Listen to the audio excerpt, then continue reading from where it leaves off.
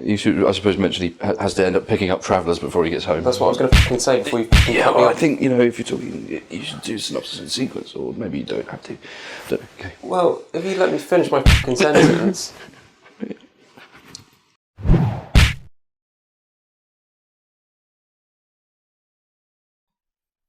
Hello, I'm Chris. And I'm Tom. And you're watching That Review Show. Tom, what are we talking about today? The Hateful Eight.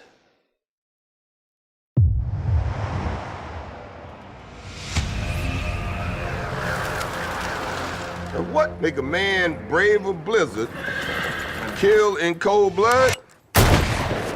I'm sure I don't know.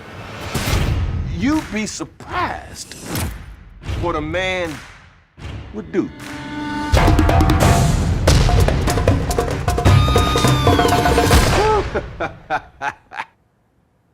Starting to see pictures, ain't you? So, Chris, what is the Hateful Eight about? So it's about a bounty hunter who's trying to get his bounty to the hangman, but he gets caught in a blizzard and has to stop and take shelter at sort of a saloon called Minnie's Haberdashery. And on the way, he picks up a couple of questionable characters, and once he's in the saloon, he starts to think that maybe someone's either trying to steal the bounty off of him or rescue the woman who he's taking to be hanged. They get caught in this place for 2 or 3 days. It's about them trying to figure out who's on whose side. Absolutely. That is the essence of it, isn't it? Who's who, and who's what, and what's everyone's past. Yeah. So, Tom, what did you think of The Hateful Eight? Yeah, I think it was a rather interesting film. It had a lot of the regular hallmarks of Tarantino, who I should point out I'm a huge fan of. You can criticise me for that, that's fine. I like pretension, I like very overt referencey stuff. I eat up what he does. Because what I think he does very well is makes them with such quality and love. Mm-hmm. And there's always cool moments. So it had those things, I think. It had quality, it had love, it put into it, and it had cool moments. But also it was very unusual in that it didn't feel like one of his films do usually, because it was a static location. Essentially, it was a play. If we think of the genre of his films, they're normally sort of crime thriller mystery things. This had themes of thrillerishness and mysteryness with gore and violence, but the whole setting was one place, and that made it a very, very different kind of experience and kind of story to tell for him. But overall, you had sort of positive reaction. Oh yeah. It was so interesting, so cool. Maybe not my favourite Tarantino film, but just I want to go and look at it all again. I spent a lot of time looking at this film and kind of watching, but also kind of just looking. I want to do that again. It was great. Really, really nice 3 hours. How about you? What did you think of this film? I didn't really like it very much. I have to be honest. I was prepared for you to say that. I knew I wasn't going to agree with you on this one. It was very well made, but for me, the issue I had with it, I guess, was I didn't really like any of the characters. Oh, I didn't like a single one of them. But okay, so maybe I should rephrase that. I wasn't particularly engaged by any of the characters. See, that I can't agree with. I was engaged by almost all of them. I enjoyed the dialogue. I enjoyed some of the set pieces. I enjoyed some of the violence that was fun. There are a good few some really good violence bits. moments. But generally, while I was gripped by the film, I was into it. I was interested. I was watching it. It didn't feel like 3 hours. But I didn't enjoy it. I didn't care about any of the characters enough to care who was the baddie or who died. I felt that. Yeah. I felt that with the prisoner, what was her name? Daisy Domergue or Domergue. Domergue. And I'm going to probably contradict myself in what I've said in previous reviews of films, but I wanted to know more about her. You don't need to know what she's done or what she's accused of doing. They mention murder roughly, but she was so sort of enigmatic that I didn't care whether she lived, escaped, hanged, got shot. I just wasn't. you know, she wasn't sympathetic. She wasn't particularly I nice. felt she was sympathetic. Samuel L. Jackson was my favourite character. He was very interesting. He was interesting, but again, I didn't really care. The only point at which I really cared about anything was towards the end when I thought, I hope they don't torture Samuel L. Jackson. But that's more to do with me not really wanting to sit through a scene of torture. In fact, I had that kind of suspense quite a lot. Is this going to go into like really horrible moral crimes? But it never quite did. And speaking of suspense, Tarantino, he did his usual building of tension. And even though I wasn't particularly invested in the characters, I still found those moments of tension really, got me. Right, and actually, I'm going to interrupt you. I think, because you've made a lot of criticisms, and I think actually they're all valid. But to me, because of that sort of like persistent tension that Tarantino is just the absolute master at creating, that didn't matter. And I understood this and felt this to be a very experimental piece of cinema in a way. See, I'm going to disagree with you slightly about that, but later on. For now, I'm just going to say, I think my main issue with it is Tarantino's a very stylish director and he's very self-indulgent, which is why I think a lot of people maybe don't like his films or they criticise people who do like his films. I love Quentin Tarantino's films. For me, his weakest films are Kill Bill because they're so self-indulgent and I love the style of them. I love them. But at the same time, they're not... I don't want to say they're not high art, but they're kind of his easiest films, it feels like. I'll get Uma Thurman, I'll give her a samurai sword, instantly it's cool. This film I found was... He shot it well, though. Not very stylistic or stylish, but incredibly self-indulgent. It was just him doing his dialogue, which he does very well, but... Was it self-indulgent? I think it indulged the audience. I mean, because I think... I don't know. When we come to talk about the story, and how that works, I think it's very strong. Sam Jackson's monologue about the son of the general... Yeah? That was... Okay, I mean, that's the sequence from Old Boy. That's the sequence from the end of Old Boy where he tells him his whole evil thing to provoke him. I loved it. It was like the Emperor taunting Luke. Yeah, but again, wonderful. It was a very Tarantino story to use. Oh, it was a horrific account. And I didn't like it at all. I felt for Bruce Dern's character in that scene. I think that's the thing. Like I said, it was well put together. I was engrossed by it. I just didn't like or enjoy it. Yeah, I sort of felt some of what you're talking about. The sort of like, you kind of got to the end and was like, did I actually really enjoy any part of that process? But I don't know, as a viewing experience, I felt the engagement, the absorption I had by it was the experience. Because if you think that, none of the characters are likeable, but then the story of this film isn't character development, because there is none. I mean, there's one character in the film, I think, I worked it out at the end, I was like, oh Christ, this character's having a development, he's making a decision about something. Yeah. But the whole story is actually character perception, your development of your understanding of the characters. Yeah. Every single one who is introduced to you, you have an impression of, and that shifts for every single one of them at least once in the story. Yeah, true. Except perhaps Channing Tatum's character, because I was with every character going, do I think they're like this? Oh no, that's challenged my perception of them. Okay, well if they're like that, then why this detail? And I was always picking up and adding to the details. For instance, Samuel's character, you start with one impression of him as being a sort of person, and then that flips entirely on its head, and you get basically the opposite impression of the character, which is why I think he was very strong, because he had the most extreme switch for the audience. But every single character, I think that's what was being done, character perception, because although we don't have arcs for characters, that's how people work, This is true, yeah. And I mean, that felt like a work of realism rather than narrative cinema, which we're used to from him. I mean, Django is a flippin' excellently structured work of narrative cinema.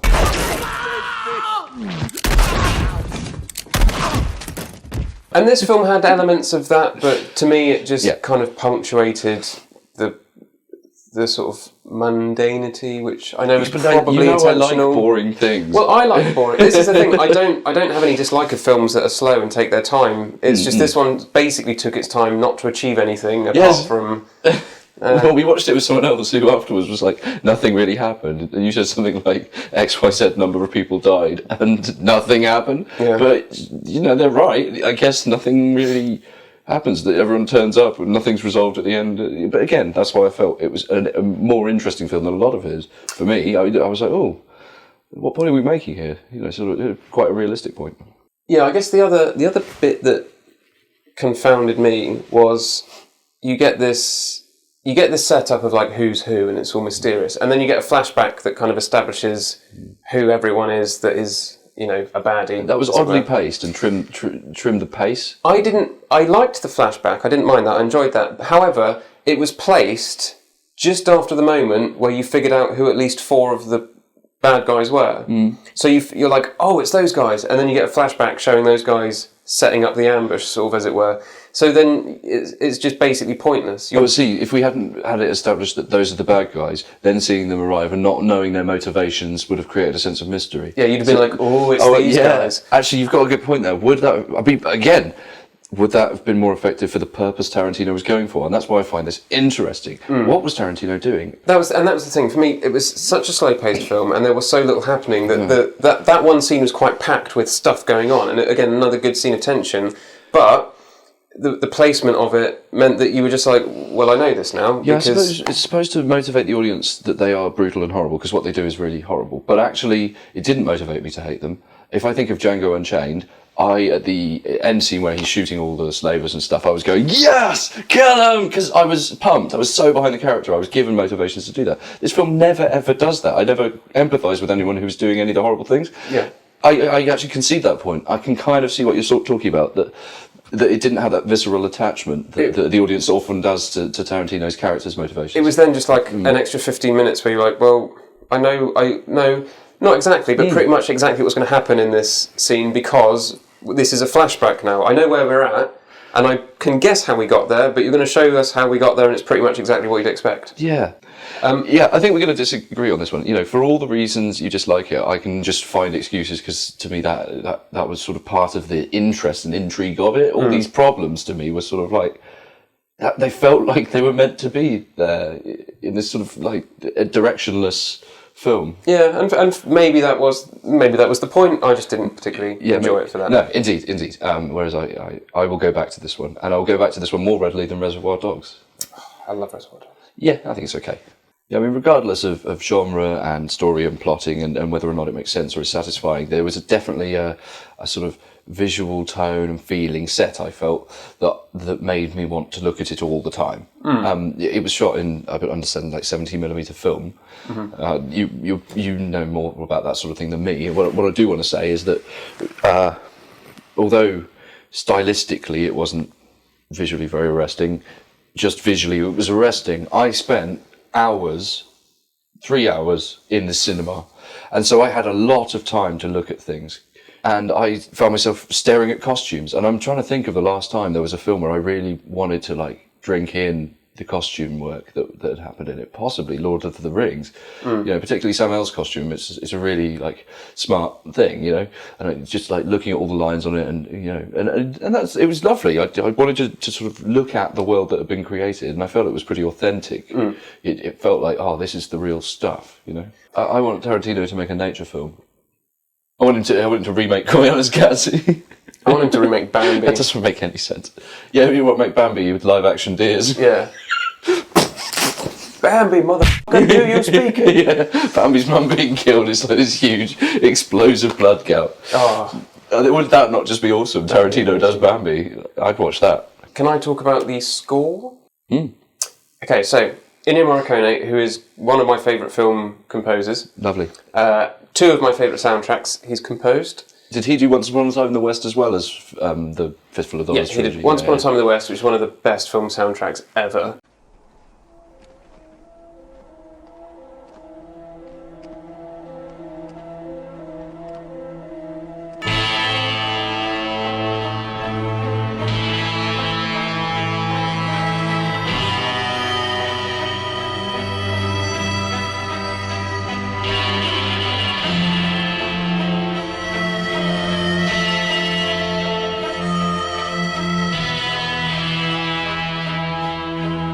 Second film of his that I really like, and this is where I'm going to come back to the disagreement I was going to have with you earlier, which was about Tarantino's masterful suspense. Yes. Second film of mine, of Ennio Morricone's, that I really love the score for, is The Thing. He did that? This film's almost a remake of The Thing. Yeah. blizzard conditions, a bunch of guys stuck in the same space, not sure who's the baddie, not sure what's going on, and then an ending. I mean, I love the ending of the thing. All it needed was a blood test. But two guys, like Samuel L. Jackson at the end, could have just said, "What do we do now? we wait, see what happens." But yeah, so that's. I love The Thing. I'm going to go home and watch The Thing. Exactly. Sorry. That's a film with masterful suspense, which is assisted by the score, which is done beautifully. The score was very light in this film. I think I know where you're going with this. The suspense hardly used the music to support it. Yeah, it was. Yeah, in fact, I very rarely noticed it in the film. No, it was very well used, and just lovely. I love Ennio Morricone's music, and that's one of those things I like about Tarantino. I loved the score in Kill Bill because it was.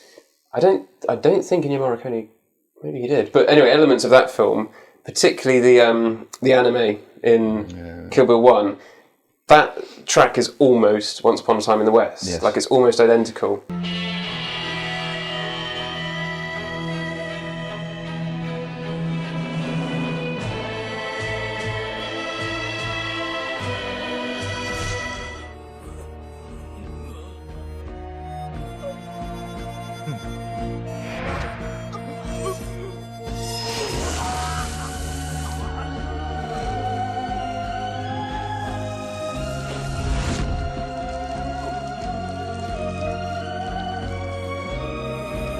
So, Tom, is Hateful Eight worth the ticket price? Certainly. I think for most viewers, they're going to want to watch it through. And I mean, in the experience of this film, during and after, it reminds me very much of the third Christopher Nolan Batman film, in that while watching it, I was gripped and really enjoyed it, and it was 3 hours of just like not noticing time passing and being like, yeah, and then afterwards I look back on it and I'm like, yeah, it was okay. That's sort of how I feel about this one, except that I would go and watch this again, and I wouldn't have done that with Batman. I just couldn't be bothered. Okay. Yeah. So yes, worth the ticket price, and for me, twice, actually, and one of the few films I can say that of this year. For you, good sir, is it worth the ticket price? Yes. Good. I didn't enjoy it, but if you want to see... well, maybe, I don't know. I feel like you appreciated it in some way. Exactly. Yeah. If you want to see a very well-crafted film, Yeah.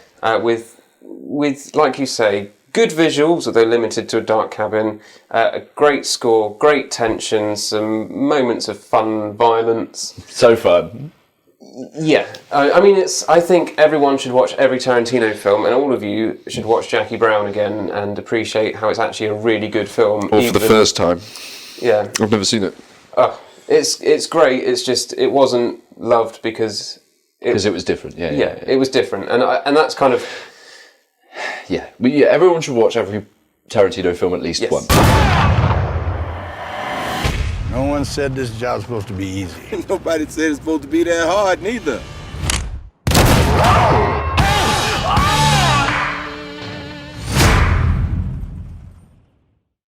Yeah, I'll be getting it on DVD and just having it on loop with no sound. That would be fun. Yeah, I know. Like, people come to my house and just watch, like, just brains all over people's faces. Yeah, but that's only like 8 seconds of the film overall. That was the best 8 seconds of the film. God, I laughed out loud a couple of times at just how shocking the violence was, right? Yeah. You heard me.